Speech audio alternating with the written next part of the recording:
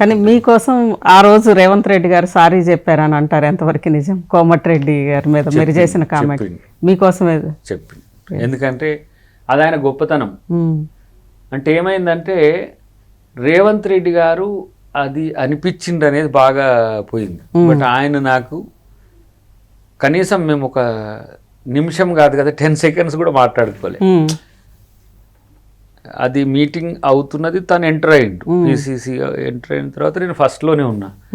నేను వచ్చిందని గమనించిన తర్వాత మన శంకర్ నాయక్ ప్రిసైడింగ్ చేసింది ఆ రోజు, మన ఇప్పుడు నాతో ఎమ్మెల్సీ వెంకట్ వచ్చిండు, నేను మన ఇప్పుడు ఎమ్మెల్సీ వెంకట్ ఎన్ఎస్వే కాబట్టి వెంకట్కు 2 minutes ఇయ్యి, దయాకర్ మాట్లాడిండా అన్నాడు. ఆయన అప్పుడు వచ్చిండు కాబట్టి ఇంతసేపు అందరు మాట్లాడిండు కదా, దయాకర్ అన్నకి టైం లేదని ఇవ్వలేదని అంటే ఒక 2 minutes ఇవ్వమన్నాడు. ఇంతే ఆయన చేసి. సో అందరు ఏమనుకుంటే జానారెడ్డి గారు మాట్లాడిండ్రు, ఉత్తమ్ గారు మాట్లాడిండ్రు, అంత పెద్దలు మాట్లాడినాక రేవంత్ రెడ్డి గారే దయాకర్ను మాట్లాడిపించి తిట్టమన్నాడు అనేది ఒక చర్చ తీసుకొచ్చింది. బట్ ఆయన నాకు అసలు ఇది కంటెంట్, ఇది మాట్లాడు, ఇట్లా మాట్లాడని కూడా చెప్పలే. జిల్లా కదా, ఒక 2 నిమిషాలు ఇస్తే పాజిటివ్గా పోద్దనే ఉద్దేశంతో అన్నాడు ఆయన, అంతే.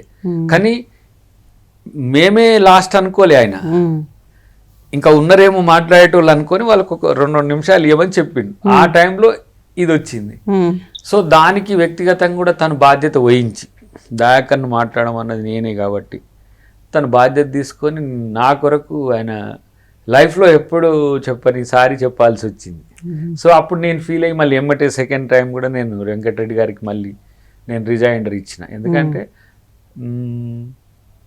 ఫైర్ బ్రాండ్ అద్దంకి దయాకర్ కాదు, పొలిటికల్ లీడర్ అద్దంకి దయాకర్ ఉండాలి.